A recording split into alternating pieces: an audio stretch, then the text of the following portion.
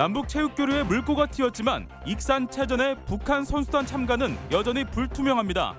다른 종목과 달리 유독 전국체전만 협의가 더딥니다. 도내 해수욕장이 문을 열고 손님 맞이에 나섰습니다. 편의시설 부족이 아쉽지만 체험형 이벤트 마련으로 관광객을 끌겠다는 계획입니다. 전주 도심에 멸종 위기종인 맹꽁이 집단 서식처가 있습니다. 발견된 지 10여 년 만에 개체 수도 늘고 규모도 커졌습니다. 여러분 안녕하십니까?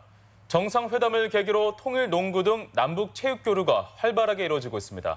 하지만 익산체전의 북한 선수단 참가 여부는 여전히 안개 속이어서 아쉬움을 남기고 있습니다. 보도에 강동엽 기자입니다. 남북 정상회담으로 화해 물꼬가 트인 뒤 70여일. 이제는 남북 체육 교류가 전성기를 맞이하고 있습니다. 예정에 없던 체육 실무 협의를 통해 또 다른 남북 화합의 이벤트가 마련된 겁니다. 국내에서 열리는 코리아 오픈 탁구 대회와 세계 사격 선수권 대회에 북한 선수단이 참가하기로 했습니다. 대회를 유치한 대전과 창원은 대회 홍보와 관중 유치, 그리고 무엇보다 남북 교류의 주역이 된다는 점에서 큰 효과를 볼 것으로 보입니다.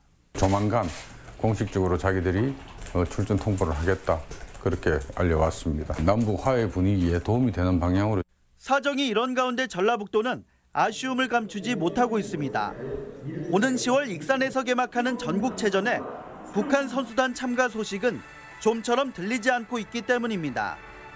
지난 5월 전라북도는 축구와 배구, 농구 등 5개 종목 100여 명의 북한 선수단을 익산체전에 초청하자고 정부에 건의했습니다.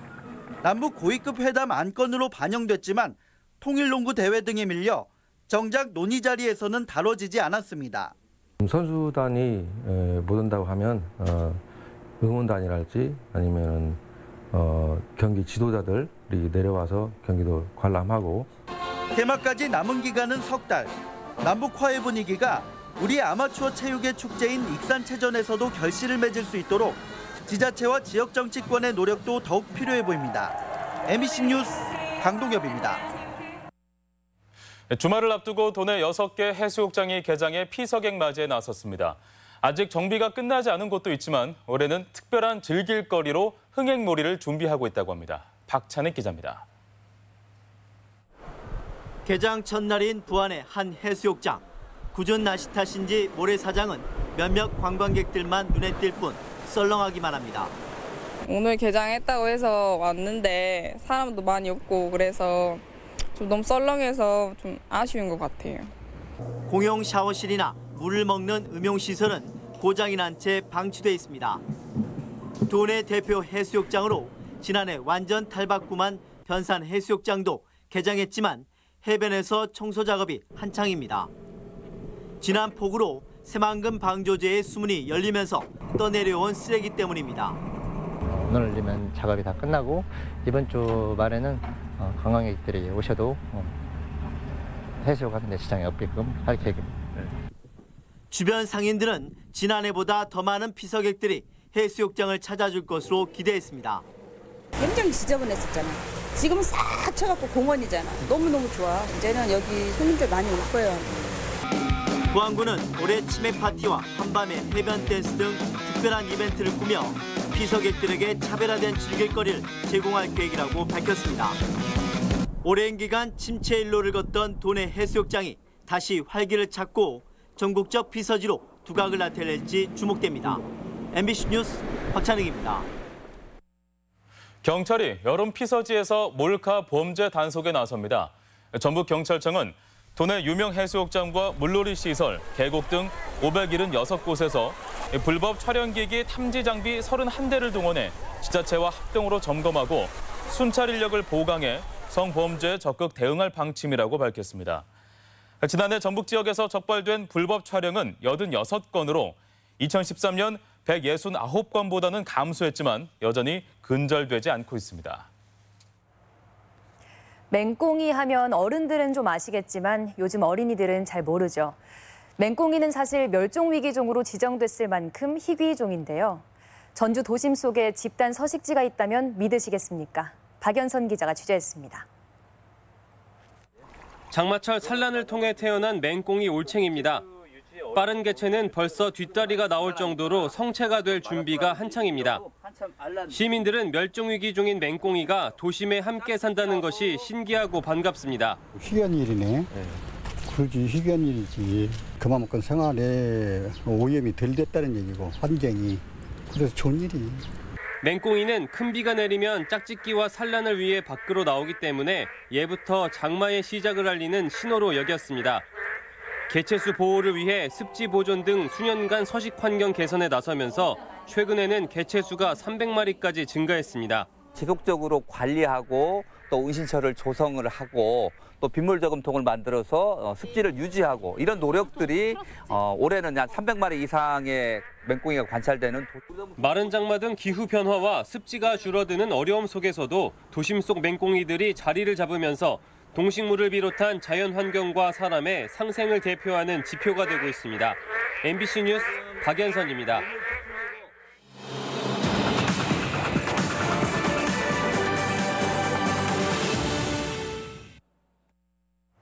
전주시와 완주군이 인위적인 통합 논의에 나서지 않을 것임을 분명히 했습니다.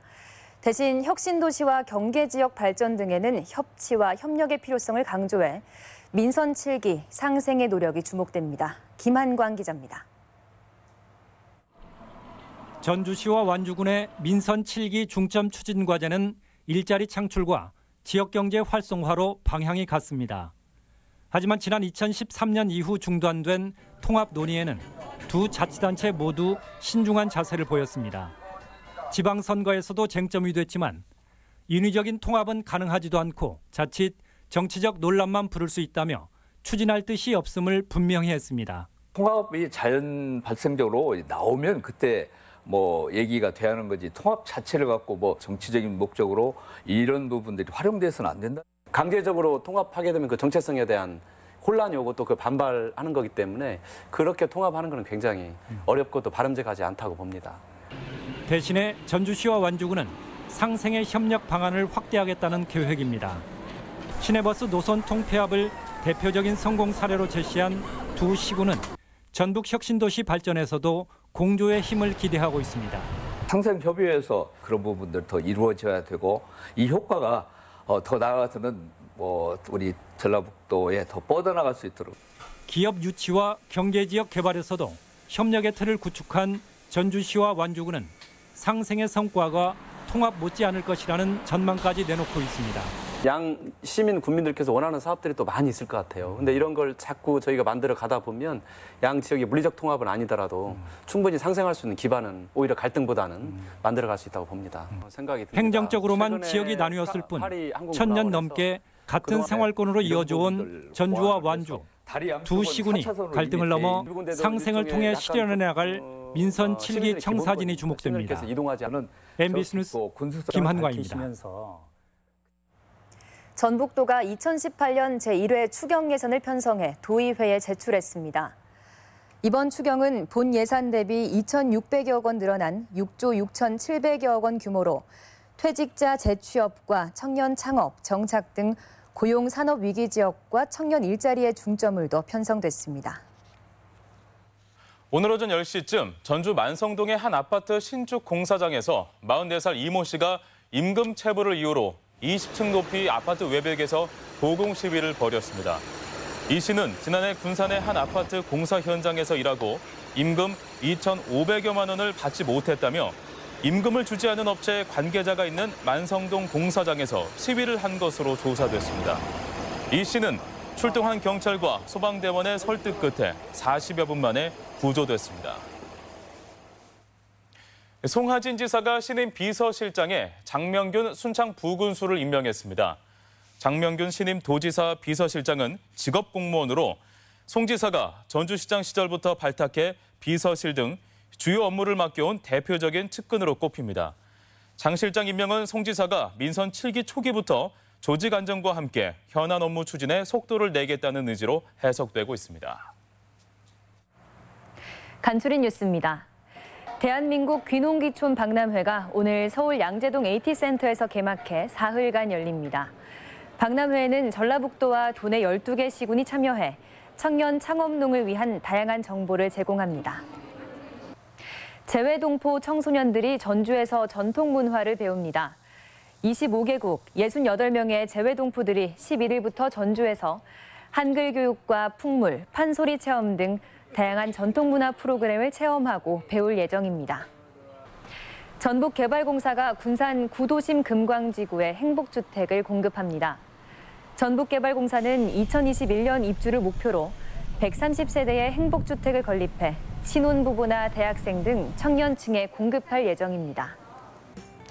여성주간을 맞아 오늘과 내일 제12회 전북 여성인권영화제가 전주 디지털 독립영화관에서 열립니다. 미국의 대학 성폭력 문제를 다룬 더 헌팅 그라운드가 개막작으로 상영되는 등 여성 영화 감독들의 작품이 선보입니다. 간추린 뉴스였습니다. 초기 청년 창업 기업이 활용할 수 있는 연간 100만 원 상당의 바우처가 제공됩니다. 전북지방 중소벤처기업청은 적은 돈도 부담이 되는 청년 창업 기업에 세무나 회계, 기술 보호에 활용할 수 있는 서비스 바우처 사업을 추진한다고 밝히고 해당 기업의 신청을 받고 있습니다. 선정된 기업은 연간 100만 원까지 장부기장이나 부가세 신고 같은 세무 회계나 기술 가치 평가 등 기술 보호 분야에 활용할 수 있습니다. 농촌 지역의 마을 정원 조성 사업이 추진됩니다. 전라북도는 주거 환경 개선과 삶의 질 향상을 위해 오는 2022년까지 50억 원을 투입해 25개 마을의 견관 조성을 추진합니다. 사업 내용은 진입로 가로수와 정원형 쉼터 설치 등이며 참여를 희망하는 마을은 이달 말까지 시군 산림부서에 접수하면 됩니다. 장수군이 마을 방범용 CCTV를 추가 설치합니다. 장수군은 방범용 CCTV가 농작물 절도 예방 효과는 물론 집을 비워야 하는 농번기에 절도 등 범죄 예방 효과가 높다며 39개 마을에 방범용 CCTV 40개를 추가로 설치할 계획이라고 밝혔습니다. 현재 장수군에는 206개 마을에 총 257대의 CCTV가 설치돼 있습니다. 전주시 문화관광 홈페이지가 개편됐습니다. 전주시는 홈페이지 정보를 한눈에 알아볼 수 있도록 문화행사 달력 기능을 개발해 공연 정보를 월별로 한눈에 파악할 수 있도록 변경했다고 밝혔습니다. 또 안내소와 화장실 등 주요 편의시설의 위치 서비스를 제공하고 모바일에서도 호환이 가능하도록 했습니다. 전주시 궁도협회가 전주시 다가동 천양정에서 오늘부터 사흘간 궁도대회를 개최하는 가운데 1000여 명의 궁사가 출전해 기량을 거릅니다. 궁도는 활을 이용해 목표물을 정확히 맞춰야 하는 스포츠로 후연지기를 기르고 심신을 단련하는 전통무예로 전승돼 왔습니다. 전주 완산경찰서는 남자친구를 흉기로 찌른 36살 박모 씨를 특수상해 혐의로 붙잡아 조사하고 있습니다.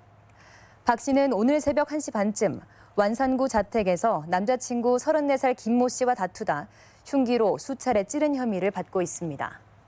김 씨는 병원에서 치료를 받고 있으나 생명에는 지장이 없는 것으로 알려졌습니다. 전북권 뉴스였습니다.